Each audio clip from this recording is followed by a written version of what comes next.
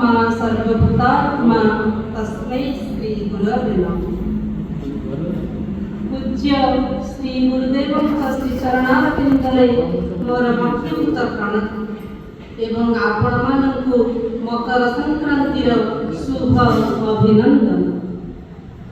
ଆଜିର ଏହି ପବିତ୍ର ମହେନ୍ଦ୍ର ବେଳାରେ ଏହି ଶୁଭ ମକର ସଂକ୍ରାନ୍ତିର ଗୁରୁତ୍ୱ ଉପରେ ମୋତେ କିଛି କହିବାର ସୁଯୋଗ ପ୍ରଦାନ କରିଥିବାରୁ ମୁଁ ଶ୍ରୀ ଗୁରୁଦେବଙ୍କ ନିକଟରେ ଏବଂ ଆପଣମାନଙ୍କ ନିକଟରେ ମୋର ଭକ୍ତିପୂତ ପ୍ରଣତି ବାଢ଼ୁଛି।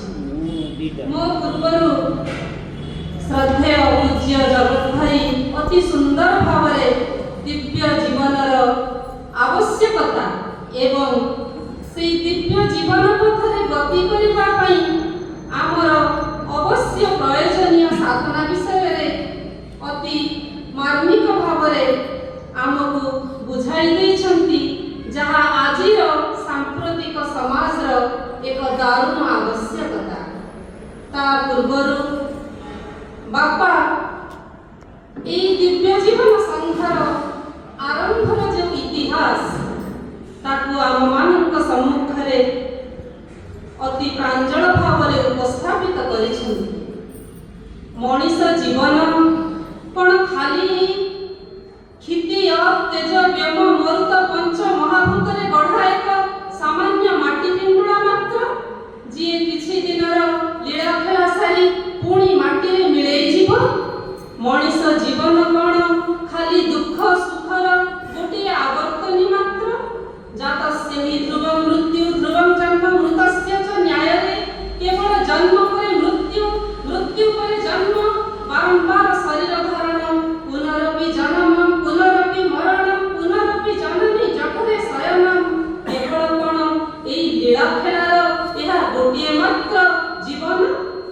ଏ ସବୁର ଉତ୍ତର ହେଉଛି ନା, ଏବଂ ସେଇଠୁ ସୃଷ୍ଟି ହେଇଛି ଦିବ୍ୟ ଜୀବନ। ନର ଦେହହୀନ ମୂର୍ତ୍ତିକା ନୁହେଁ, ନାରାୟଣତା ଜୀବନ ରସ, ମହାଚେତନାର ଅଂଶ ସେ ଏକ, ବିକାଶ ପାଇଁକି ଶରୀର ବସ।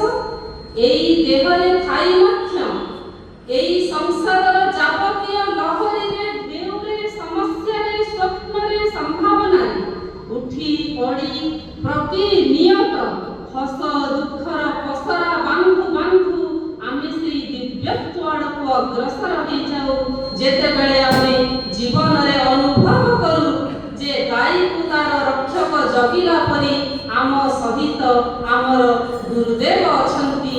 ସେଇ ଜଣଙ୍କର ଚରଣ ତଳରେ ସମର୍ପି ଦେବି ପରାଣ ମନ, ଭଲ ମନ୍ଦ ସବୁ ତାଙ୍କ ପାଦେ ଥାପି ଆମେ ସବୁ ଚାଲୁ ତାଙ୍କରି ଧାମ।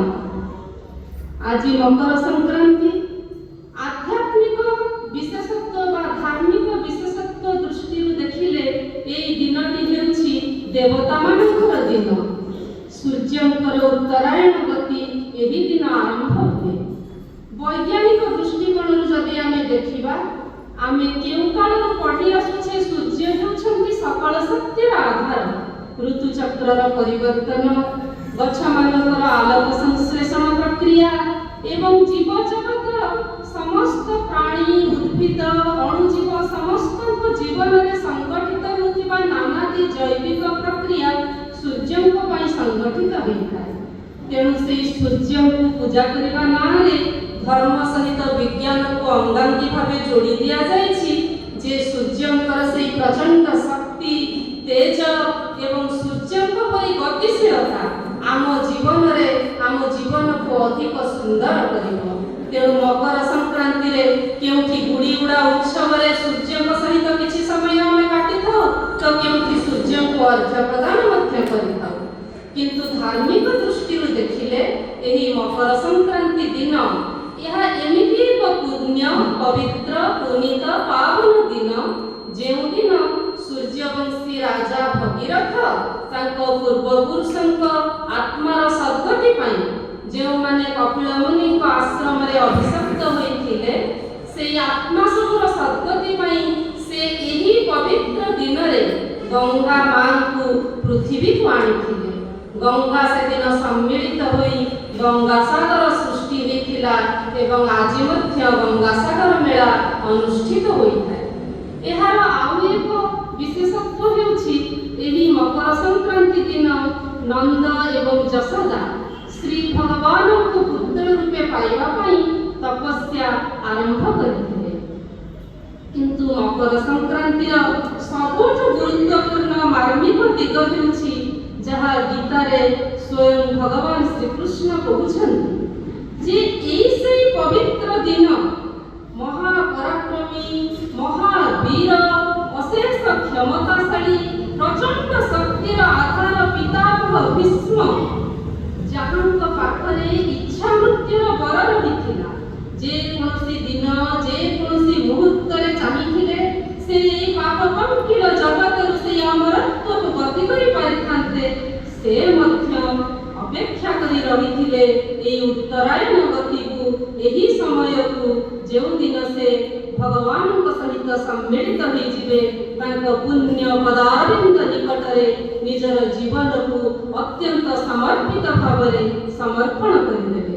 ତେଣୁ ମକର ସଂକ୍ରାନ୍ତିର ସବୁଠୁ ଚରମ ବିଶେଷତ୍ୱ ହେଉଛି ଯେ ଏହି ଦିନ ଯୋଗୀମାନେ ମଧ୍ୟ ଅପେକ୍ଷା କରିଥାନ୍ତି ନିଜର ଦେହ ରକ୍ଷା କରିବା ପାଇଁ, କାରଣ ଗୀତାରେ ଲେଖା ହୋଇଛି ଯେ ଏହି ଦିନ ଦେହ ରକ୍ଷା କଲେ ବା ଭଗବାନଙ୍କ ସହିତ ଏହି ଦିନ ଯୁକ୍ତ ହୋଇଗଲେ ଆଉ ପୁନର୍ଜନ୍ମ ହୁଏ ନାହିଁ ବା ଆତ୍ମାର ସଦ୍ଗତି ହୁଏ ବା ସେ ଭଗବାନଙ୍କ ଆଡ଼କୁ ଧାବିତ ହୁଏ। ଏଠାରେ ମନରେ ପ୍ରଶ୍ନ ଉଠେ ଯେ ପିତାମହ ଭୀଷ୍ମ ଏତେ ଧର୍ମଧର ହେଲେ ମଧ୍ୟ, ଯାହାଙ୍କୁ ଆମେ 12 ଜଣ ମହାଜନଙ୍କ ଭିତରେ ଗଣିଥାଉ, ଯିଏ ଭଗବାନଙ୍କର ସେହି ପ୍ରାମାଣିକ ଅଧିକାରୀ, ସିଏ ପୁଣି କିପରି ଅଧର୍ମର ଆଶ୍ରୟ ନେଲେ? ସେ ପୁଣି କିପରି ଦୁର୍ଯ୍ୟୋଧନର ସହାୟତା କରିବା ପାଇଁ ନିଜର ସମସ୍ତ ଶକ୍ତି ଏବଂ ସାମର୍ଥ୍ୟକୁ ବିନିଯୋଗ କରିଦେଲେ? ସେଇଠି ବହୁ ଜାଗାରେ ଲେଖା ହୋଇଛି, ଧର୍ମଧର ମାନେ ବହୁ ଗବେଷଣା କରି ଲେଖିଛନ୍ତି ଯେ ଯେପରି ଭଗବାନ ଜଣ ଜଣକୁ ନିର୍ଦ୍ଦିଷ୍ଟ କରିଥାନ୍ତି ତାଙ୍କ ସୃଷ୍ଟିରେ ତାଙ୍କର ବିଭିନ୍ନ ଲୀଳାର ପ୍ରକାଶ କରିବା ପାଇଁ, ଯେପରି ଅର୍ଜୁନଙ୍କୁ ସେ ନିର୍ଦ୍ଦିଷ୍ଟ କରିଦେଇଥିଲେ ଯେ ଗୀତା ଜ୍ଞାନ ଅର୍ଜୁନଙ୍କ ମାଧ୍ୟମରେ ହିଁ ପ୍ରସାରିତ ହେବ, ଯାହା ଆମର ଶାସ୍ତ୍ରରେ ଅଛି, ନୟନଗ୍ନ ପ୍ରବଚନେନ ଲଭ୍ୟ ନ ଚ ମେଧୟା ନ ଚ ବହୁନା ସୁଚେୟ ଯମେ ବୈଶ ବୃଣୁତେ ତେନ ଲଭ୍ୟଂ ତସ୍ୟୈଷ ଆତ୍ମା ବୃଣୁତେ ତନୁଂ ସ୍ୱରାଂ। ଅର୍ଥାତ୍ ତାଙ୍କୁ ଭଗବାନ ହେଉଛନ୍ତି ଏମିତି ଅନନ୍ତ, ଏମିତି ଅସୀମ, ଦୁଇ ଗୋଡ଼ ବୁଡ଼େଇ କ'ଣ ସମୁଦ୍ରର ଗଭୀରତା କୁହାଯାଇପାରେ? ନା, ଦୁଇ ଗୋଡ଼ ବୁଡ଼େଇ ଯେମିତି ସମୁଦ୍ରର ଗଭୀରତା ମାପି ହୁଏ ନା, ଦୁଇ ହାତ ବଢ଼େଇ ଯେମିତି ଅନନ୍ତ ପରିବ୍ୟାପ୍ତ ଆକାଶର ପରିସୀମା କୁହାଯାଇପାରେ ନା, ଠିକ୍ ସେମିତି ଯିଏ ଅଣରଣୀୟାନ ପୁଣି ମହତ ମହିୟାନ ସୀମାବଦ୍ଧ କେତୋଟି ଶବ୍ଦ ଦ୍ୱାରା ସେଇ ଭଗବାନଙ୍କୁ କ'ଣ ବୁଝି ହେବ ନା କହି ହେବ?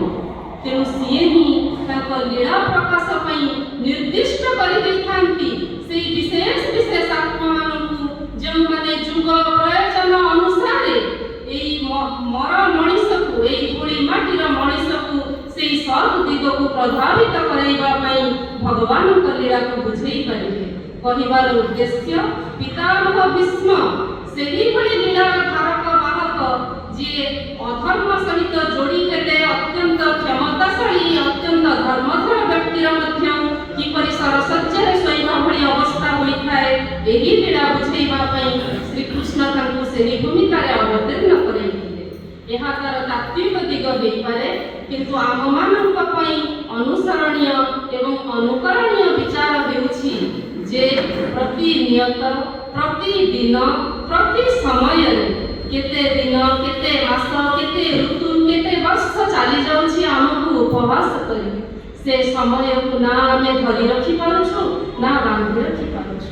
ତେଣୁ ପ୍ରଭୁଙ୍କର ଅଶେଷ ଆଶୀର୍ବାଦରୁ ଆମେ ଯେଉଁ ଦିବ୍ୟ ଜୀବନର ସନ୍ଧାନ ପାଇଛୁ, ସ୍ୱାମୀ ଶିବାନନ୍ଦ ନିଜ ତମାମ ଜୀବନର ସମସ୍ତ ଅନୁଭୂତି, ସମସ୍ତ ସାଧନ ଲକ୍ଷ୍ୟ ଉପଲବ୍ଧିକୁ ଯେଉଁ ବିଞ୍ଚି ଦେଇଛନ୍ତି ଦିବ୍ୟତାର ଅନୁସନ୍ଧାନରେ, ସେଇ ଦିବ୍ୟତାର ଅର୍ଥ ଯଦି ଗୋଟିଏ ବାକ୍ୟରେ କହିବି, ତେବେ ନିଜ ଭିତରୁ ସମସ୍ତ ଆଶା ଆକାଂକ୍ଷା କାମନା ବାସନା ଏବଂ ଏହି କ୍ଷୁଦ୍ର ଅହଙ୍କାରକୁ ପରିତ୍ୟାଗ କରି ସେଇ ବିଶ୍ୱ ବ୍ରହ୍ମାଣ୍ଡ ସହିତ ନିଜକୁ ବିଞ୍ଚି ଦେବା ହିଁ ଦିବ୍ୟତା। ବହୁଜନ ହିତାୟ ଚ ବହୁଜନ ସୁଖାୟ, सर्वे भवन्तु सुखिनः ଏହା ହିଁ ଦିବ୍ୟତା।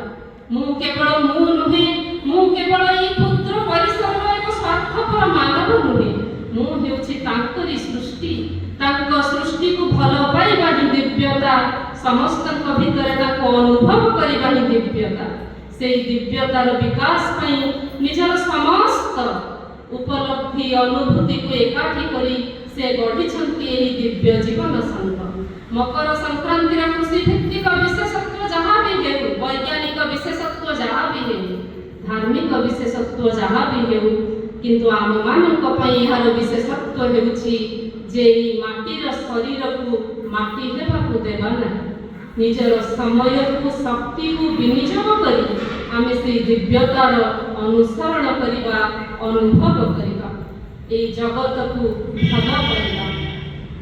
ଯାହା ଜଣେ କବିଙ୍କ ଭାଷାରେ ଅସୀମ ତୁମରି ପ୍ରେମର ମମତା ସସୀମ ହୃଦୟରେ ଢାଳ, ଜଗତକୁ ଯେବେ ତବ ରୂପ ଭାବି ପାଇବି ହେ ମୁହିଁ ଭଲ। ପରିଶେଷରେ ଏତିକି କହିବି, ଶ୍ରୀ ଗୁରୁଦେବଙ୍କ ଶୁଭାଶୀର୍ବାଦରୁ ଆମମାନଙ୍କର ଶାରୀରିକ, ମାନସିକ, ଆଧ୍ୟାତ୍ମିକ ଉନ୍ନତି ଉତ୍ତରୋତ୍ତର ହେଉ। ମଣିଷ ଜୀବନ ହେଉଛି ଉତ୍ତରଣର ଜୀବନ। ମଣିଷ ଜୀବନ ହେଉଛି ଏହି ଭୂମିରେ ଥାଇ ସେହି ଭୂମାନନ୍ଦକୁ ପାନ କରିବାର ଜୀବନ। ମଣିଷ ଜୀବନ ହେଉଛି ଏହି କ୍ଷୁଦ୍ର ଅହଂକୁ ପରିବ୍ୟାପ୍ତ କରି ସେହି ଅନନ୍ତ ବିଶ୍ୱ ବ୍ରହ୍ମାଣ୍ଡକୁ ଭେଦ କରି ସେହି ବ୍ରହ୍ମକୋଟି ପୁରୁଷଙ୍କ ବ୍ରହ୍ମ ଜ୍ୟୋତିରେ ଲୀନ ହୋଇଯିବାର ଜୀବନ। ତାଙ୍କ ସୃଷ୍ଟି ଧାରାରେ ଆମ ଜୀବନ ତାଙ୍କରି ସେବାରେ ସମର୍ପିତ ହେଉ।